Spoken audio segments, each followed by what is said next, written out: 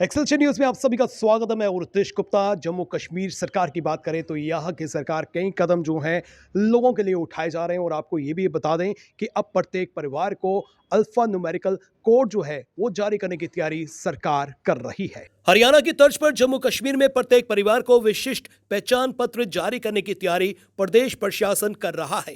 हरियाणा में प्रत्येक परिवार को 14 अंकों का विशिष्ट पहचान पत्र जारी किया गया है। योजना का मुख्य उद्देश्य केंद्र और प्रदेश सरकार की जन कल्याणकारी योजनाओं का लाभ सीधे योग्य परिवारों तक पहुंचाना है। इस संबंध में हाल ही में श्री माता वैष्णो देवी विश्वविद्यालय कटरा में हुई राष्ट्रीय ई गवर्नेंस सम्मेलन में उपराज्यपाल मनोज सिन्हा और हरियाणा के मुख्यमंत्री मनोहर लाल खट्टर ने संयुक्त रूप से डिजिटल जम्मू कश्मीर विजन दस्तावेज को जारी किया था। इस अवसर पर हरियाणा के मुख्यमंत्री ने कहा था कि जम्मू कश्मीर के प्रत्येक परिवार को विशिष्ट पहचान पत्र समेत अन्य डिजिटल कवायदों को जम्मू कश्मीर में लागू करने के लिए हरियाणा पूरी मदद करेगा। हरियाणा की तर्ज पर जम्मू कश्मीर में भी प्रत्येक परिवार को विशिष्ट पहचान पत्र जारी करने की योजना है। इससे जम्मू कश्मीर के परिवारों को बड़ा लाभ होगा और उन्हें जन कल्याणकारी योजनाओं का लाभ हासिल करने के लिए बार बार आवेदन नहीं करना पड़ेगा। जो यूनिक कोड है ये हर फैमिली का होगा, और आपको पता है अभी हम ई गवर्नेंस की तरफ जा रहे हैं, तो जो ई डॉक्यूमेंटेशन सबका हो जाएगा। अभी आप देखो किसी भी चीज़ के लिए हम जब अप्लाई करते हैं तो हमें हर बार डॉक्यूमेंट्स देने पड़ते हैं।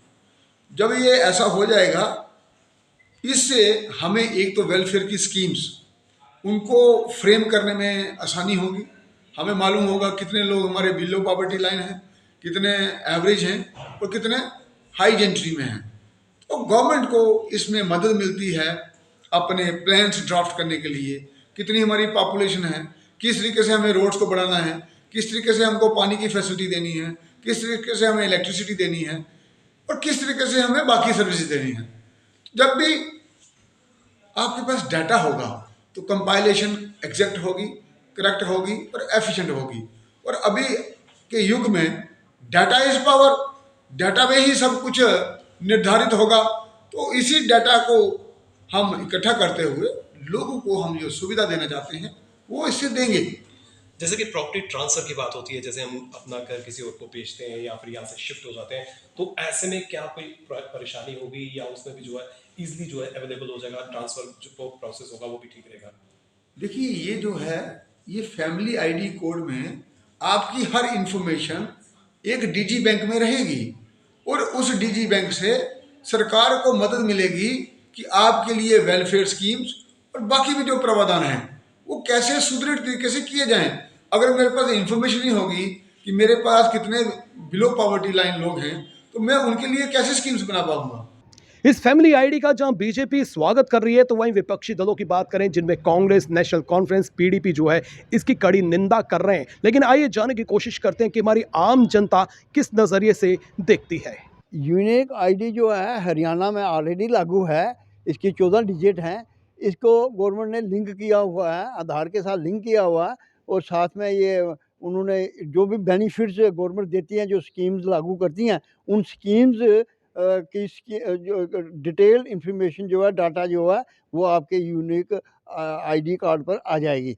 और जो बेनिफिशरीज हैं उनको डायरेक्ट उनके अकाउंट में जो भी बेनिफिट होगा वो जाएगा। उसके अलावा जो हेल्थ कार्ड है, हेल्थ कार्ड की सारी रिपोर्ट जो है वो उसमें होगी।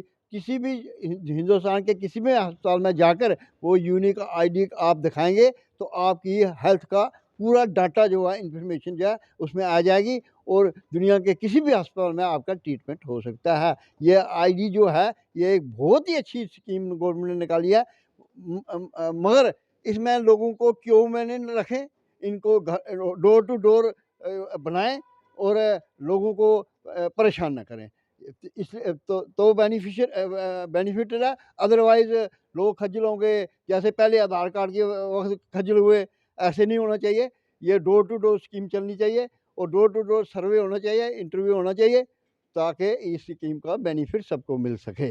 देखिए, यूनिक आईडी का आने वाले टाइम पे बहुत ज़्यादा फ़ायदा होने वाला है, क्योंकि जिस तरह से स्मार्ट सिटी बनाने की बात की जा रही है, तो जिस तरह से आप स्मार्ट बनेंगे, स्मार्ट बनने का मतलब क्या है कि डिजिटल होना, और डिजिटलाइजेशन के साथ साथ अगर यूनिक आईडी हर परिवार के पास होगी, हाँ, इसमें एक चीज़ ज़रूर है कि प्राइवेसी का ख़ास ख्याल रखना चाहिए हर एक व्यक्ति की, लेकिन इसका आने वाले टाइम पे ज़रूर फ़ायदा होगा। और इस टाइम पे आप ये भी देख रहे हो कि सरकार किस तरह से घर घर जाके सर्वे कर रही है। अब एक बार कोड भी घर के बाहर लगने वाला है, जिससे सरकार के पास आपका डाटा रहेगा, प्रॉपर्टी टैक्स में भी आने वाले टाइम पे उससे लग सकता है। लेकिन इसका फ़ायदा ज़रूर होगा, क्योंकि सरकार के पास एक आंकड़े रहेंगे, कोई भी बाहर का आदमी यहाँ पर आकर ऐसे नहीं रह पाएगा।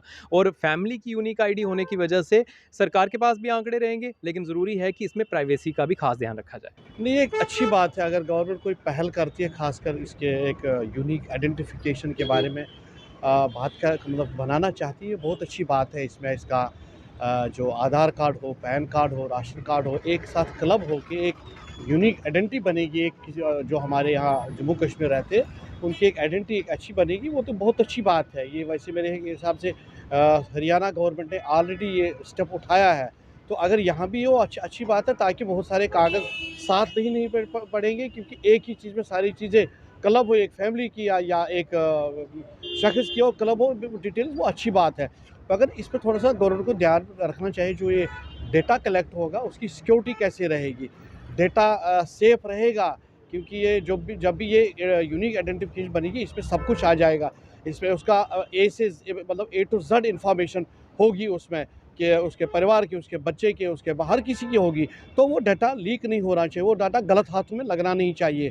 तो अगर इस पे गवर्नमेंट ऑफ इंडिया के मतलब बड़े आपको देख रहे स्कीमें हैं, बड़ी मतलब स्कीमें चल रही है, बेनिफिट्स है पब्लिक को जो मिल रही है, चाहे वो एग्रीकल्चर हो, हार्टिकल्चर हो, बिजनेस हो, कोई भी शोबा आप ले लो, उसमें अगर इसमें ये काम करेगा और इसी के थ्रू चलेगा, ताकि सबको पता चलेगा कि वाकई इस ये बंदे की जो आइडेंटिफिकेशन, इसकी इनकम सोर्स क्या है, इसका आगे क्या है, पीछे क्या है, इसकी प्रॉपर्टी डिटेल्स क्या है, वो एक अच्छी बात है। इससे कि पारदर्शिता के साथ अगर ये रखा जाएगा, ये स्टेप उठाया जाएगा, तो बहुत अच्छी बात है। देखिए सर, गवर्नमेंट कोई भी स्कीम लाती है उसमें सबसे पहले लोग नेगेटिव और पॉजिटिव दोनों देखते हैं, लेकिन हमें हमेशा पॉजिटिव साइड ही देखना चाहिए।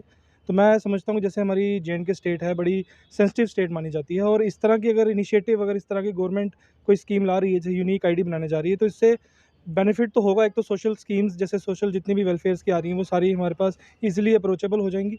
और दूसरी बात, हर एक फैमिली का जब एक यूनिक आईडी बन जाएगा, उसकी एक डाटा एक गवर्नमेंट के पास होगा, तो उनको भी कहीं ना कहीं सिक्योरिटी पॉइंट ऑफ व्यू से भी बड़ी हेल्प मिलेगी। अगर कोई लीगल एक्टिविटी कोई चल रही है, कहीं पे भी चल रही है, तो वो ईजिली मतलब ट्रैक करने में थोड़ी सी आसानी मिल जाएगी गवर्नमेंट को। तो मुझे लगता है ये हमें इस चीज़ का वेलकम करना चाहिए। और बाकी जो नेगेटिविटी है, जो नेगेटिव बीच में कुछ चीज़ें होंगी, तो उनको गवर्नमेंट से बात करके वो चीज़ें इंप्लीमेंट भी की जा सकती हैं। तो मुझे तो लगता है ये कि बिल्कुल ही गवर्नमेंट को ये स्टेप लेना चाहिए, और लोगों को भी इसका साथ ज़रूर देना चाहिए। निसंदेह आम जनता ने सरकार के इस कदम की सराहना की है और स्वागत किया है, लेकिन आम जनता ने सरकार का ध्यान इस ओर भी केंद्रित किया है कि आम जनता को किसी भी तरह की परेशानी ना हो और उनकी प्राइवेसी जो है वो किसी भी तरह से लीक ना हो, ताकि आने वाले समय में उन्हें किसी भी तरह की मुश्किलातों का सामना ना करना पड़े। ये स्टेप जो है सराहनीय है, जिसका वेलकम कर रहे हैं, लेकिन सर्विसेज लेने के लिए जो है सरकार को भी पहल करनी होगी और डोर टू डोर सर्विसेज जो है वो प्रोवाइड करनी होंगी। इसी के साथ नितिन कनोत्रा और मुझे यानी कि रितेश गुप्ता को दीजिए इजाजत, फिर मिलेंगे, नमस्कार।